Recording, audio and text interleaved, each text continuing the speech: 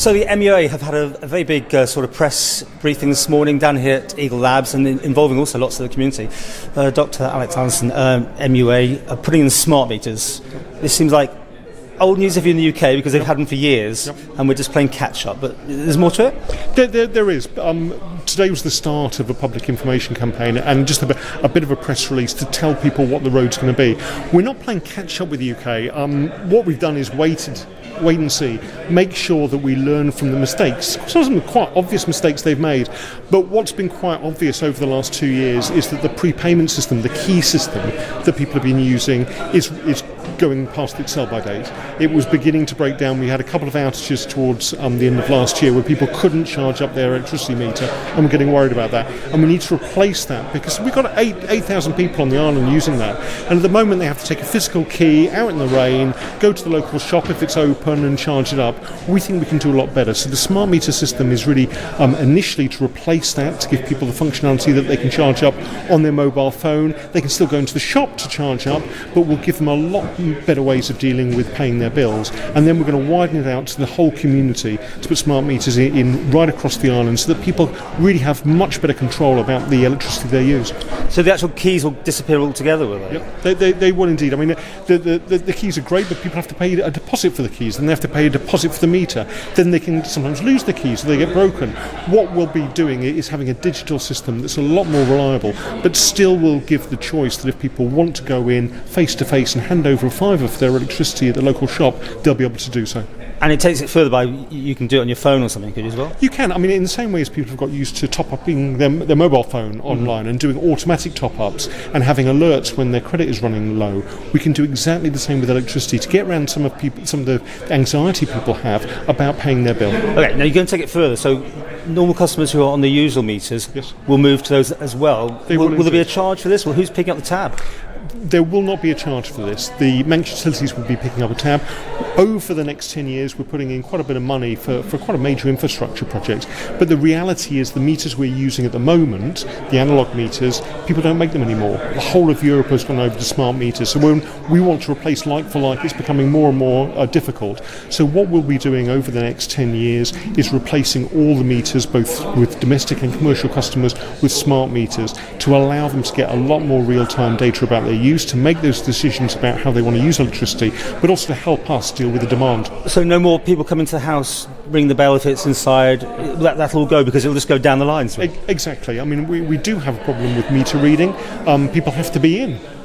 New houses, often the meters are on the outside, but a lot of the existing houses, they're on the inside, so you won't have that. Saying that, we will still probably need to inspect meters on a regular basis. If they go wrong, we'll be replacing them. But one of the things about smart meters is if they're going wrong, we find out about it, sometimes before the customer, so we can go there, replace it, fix any faults before they lose their power. What are the benefits those are going to be? Will you get off-peak automatically? Will there be things for your car? I mean, what sort of things are you going to do? I mean, one of the big issues about climate change is how we produce energy in the future and actually trying to match supply and demand. What we have at the moment is big peaks during the day and troughs during the night. By bringing smart meters in, by having real-time data about people's use of electricity, we can in the future bring in time of use tariffs. So we can say if you want to put your washing machine on, charge your electric car, do something that requires lots of electricity, why don't you do it later on in the evening? It will save you money, but also it will allow us to manage a far more efficient grid. And if we're going to go from far more renewables coming into the system, it will balance that demand out so we can actually achieve that a lot quicker. That was a bit explanation about this is using 2.4 thing, which is the same as what you use at home. So people are going to be transmitting information, or you're going to be picking up information? What happens with the smart metering system is you have the smart meters in people's homes, but you need to link those in. That's giving digital information about how much electricity they're using on an hourly basis, a daily basis, or a weekly basis. We can determine that. What we need to do is link that up. Now, we've looked at the various options. We haven't gone for mobile phones. We haven't gone for 5G. What we've gone is for a radio frequency network using very, very low power, using the same frequencies that are used for baby monitors and Wi-Fi's, but extremely low power. And this will give the coverage for the entire island. There may be some very remote places we can't get to. We'll work with those people to get the right solution for them. Okay. Now the UK have these things, and they work for the gas as well as electricity. Yep. You haven't gone down that route yet. No communication with Manx Gas on this? We have had conversations with Manx Gas about Synergies. That may come in the future. But as I said, our main imperative is to replace the prepayment meter system, so we're getting on and doing that. Mm-hmm. In the future, there is the ability to use the same system to connect up water meters, gas meters. We could connect up electricity EV charging points.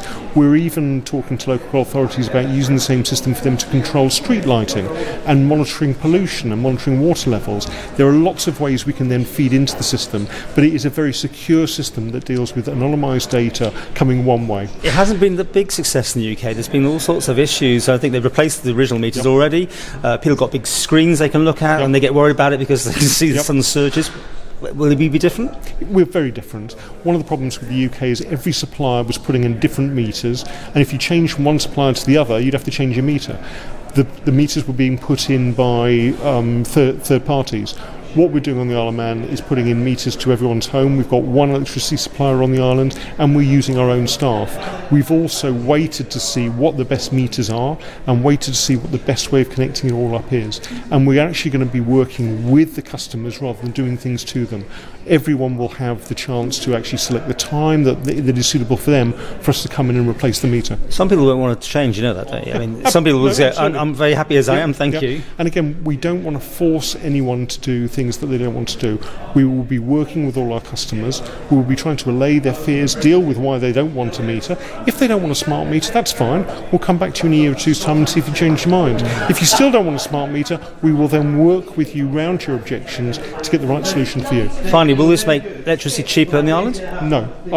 One of the issues in the UK was it was sold as saving people money. Yeah. No, I'm not saying that.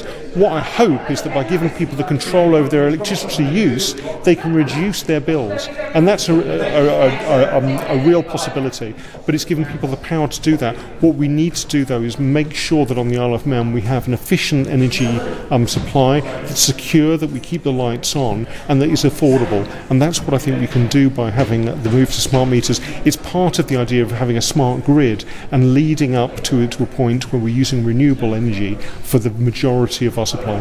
Who calls who? I mean, you're going to contact with the customers, or the customers can come to you first of all, or is it just you knocking on doors as you go?